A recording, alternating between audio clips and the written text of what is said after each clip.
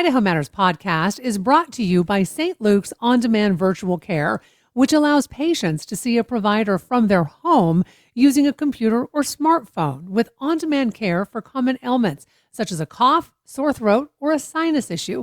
More information at stluke'sonline.org. In collaboration with Boise State Public Radio, the Community Library presents a new podcast, Sheep Stories. I'm host Vance Cunningham. Join me as we listen through the archives of the Trailing of the Sheep Festival to learn about the Scottish, Basque, and Peruvian immigrants foundational to the sheep herding industry over the past century. Hear their stories of traveling to Idaho and learning the language of the sheep. Find Sheep Stories wherever you get your podcasts and at boisestatepublicradio.org.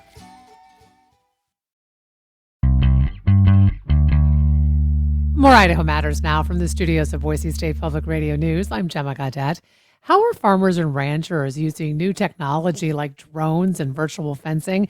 And how can that technology help keep ranches that have been around for generations above water? Well, those are the questions facing this year's Rangeland Fall Forum from the University of Idaho's Rangeland Center and the James A. and Louise McClure Center for Public Policy Research. So here to tell us more are Eric Winford, Associate Director of the Rangeland Center, Crystal Callahan, Operations Director for the McClure Center, and rancher Tori O'Neill of Falls Creek Ranch in Lemhi County. I want to welcome all three of you to the show. Thanks so much for joining us today. Thanks, Gemma. Great to be on the show.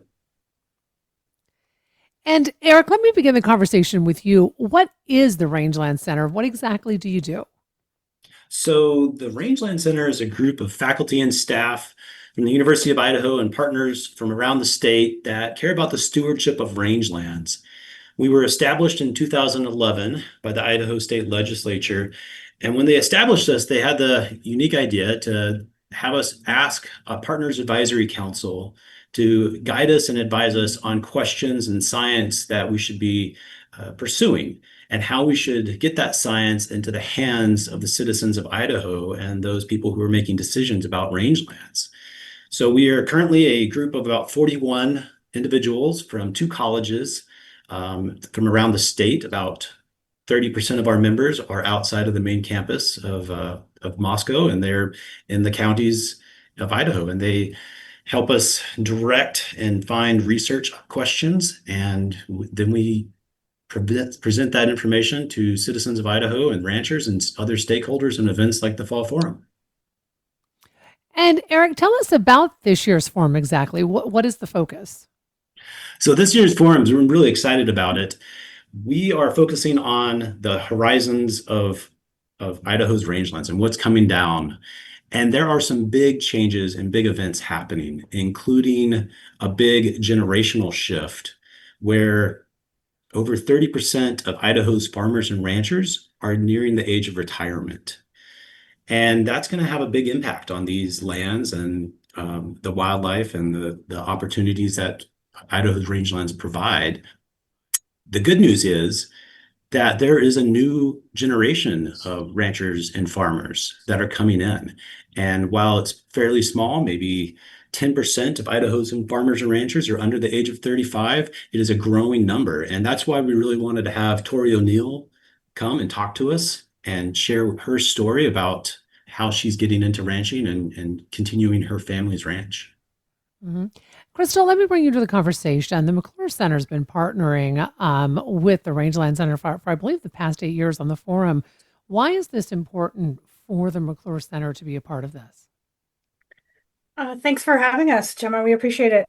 Really, the spirit of this partnership is to combine the rangeland science and policy, engaging landowners, researchers, practitioners, students, journalists, local, state, and federal, and tribal policymaking, all in stimulating conversations and shared learnings and networking. And that goes to the mission of the McClure Center, which was inspired by Senator James and Louise McClure and their legacy to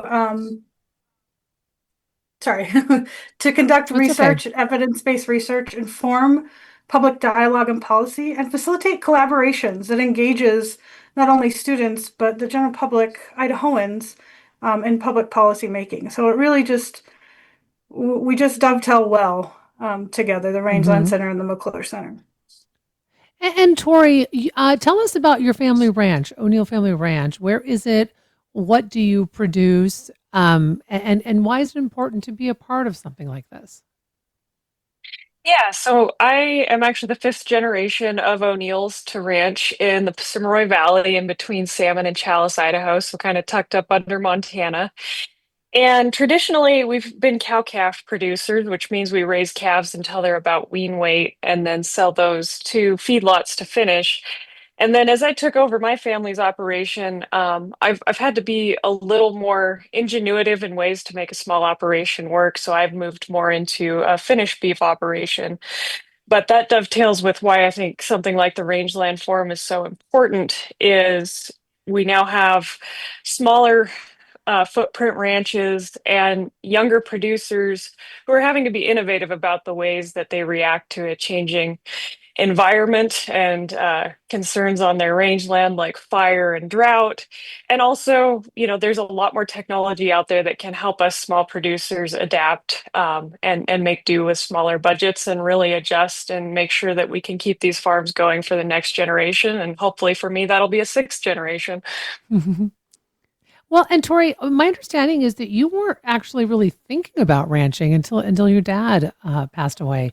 Can you talk about that decision to take over the ranch? Yes. Yeah. I think it had always been like a lot of kids in ranching where it's an idea you have in the back of your head, but you usually go out in the world and try and find your way. And I had done the same thing going into corporate jobs. And I had moved back to Idaho in 2017 and was helping my dad on the ranch and throwing out what probably seemed like crazy ideas to him at the time, like farm to table beef and how we tell our story better. Because in my time working in the corporate world and living in California, I realized that there's just a huge information gap in how your local farmers and ranchers produce food and what consumers see. And so I'd grown a passion around that. And then the rubber really met the road when my dad passed away in 2020. And while it's not an ideal situation, it really made me have to adapt and act on those plans quickly. And so it gave me an opportunity to kind of test out those ideas I had around telling the story about how we raise beef, changing a few things in the way that I raised it in a more regenerative manner, really using beef as a tool and focusing on that and leaning into a co-op style of raising beef with desert mountain Mhm. grass-fed beef.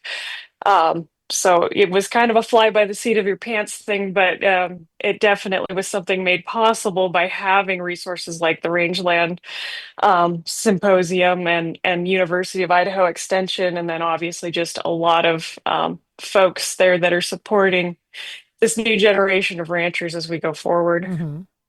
Troy, I also want to talk a little bit about the changes to the ranch that you've made with a focus on soil health and regenerative agriculture. Why was it important for you to make these types of changes at your ranch? So I'd say that's two part. There was definitely an interest, just my own burning passion that I'd heard a lot about soil health and using grazing animals to help soil health. And then the other more important part was finances. I think you find a lot of folks, especially those on the livestock realm, who turn to using their cattle as a tool because they are probably the cheapest tool that we have in making sure that we can grow good forage and make sure we have resilient soils that are drought resilient and healthy and not as dependent on outside inputs. And so I really started with that, almost being paralyzed, taking over, trying to figure out what inputs I could afford, how I wanted to move forward, and how I leveraged what I already had, which was the cattle. And I've been proud to see after 5 years, you can see that impact in the soil. This is kind of a niche thing for someone in ranching, but I'm proud to say that when a cow leaves a cow patty, that you can quickly see all of the insect life coming out of the ground to take it back into the soil and it quickly disappears. But yeah, so that was both from a financial perspective, which I think is so important, and then really kind of my own passion to really prove that cattle are more than just tasty beef. They can really be used as a component in a holistic system. Mm. So, Eric, you're also looking at some really specific new tech at the upcoming forum. things like drones and virtual fencing. How are ranchers using drones to help with their operations? And I would go farther to say, I mean, is this kind of the next generation of farming? Yes, we're seeing a lot of really interesting innovations coming out of ranches and farms in Idaho. So drones have expanded into a whole suite of different types of systems, and we're seeing them used in anything from monitoring grasses and shrubs and understanding where your livestock are on the pasture in the range to actual management, managing the livestock, to spraying herbicides, to spreading seeds, and even for uh, things like moving livestock around from one location to another. So drones have offered a way to access um, the landscape in a way that wasn't available before, that sometimes would take a lot more time on the foot to travel from one place to another. And so these farmers and ranchers that we're having on the panels this coming week are going to just really, I'm really excited to see where they're going. We're also seeing some opportunities to use drones to reduce conflict between livestock and predators that seem to be very promising. So there's just a whole future ahead of us and how we can use and manage drones on rangelands. Mhm. So, Crystal, I want to get to the event that's coming up, the upcoming forum. Um, why, in your opinion, is a forum like this so important to actually not just for ranchers, but for anyone, in particular about fostering more open dialogue? Yeah, I think one of the most special parts about these events that we have hosted is that we get to hear from folks the latest science, technology, hear from generations of people who've worked in the place and just highlight special places. And while technology is really exciting, there's also a lot of policy questions that go with that. It would Mm. take us a whole hour, Gemma, to talk about fencing policy in just Idaho, but virtual fencing are going to add a whole new layer of the really deep conversations that need to happen with people that are doing things and the people that are trying to figure out how to do it from now and into the future. So it's just it's one of my favorite things to do is just go to these special places and learn from everybody who's there and loving those places and working on those places. And Eric, I have about a little bit more than a minute left. Why, similar question for you. Why is it important to have a forum like this and not just for people in the industry, but really just for the general public to understand more about it?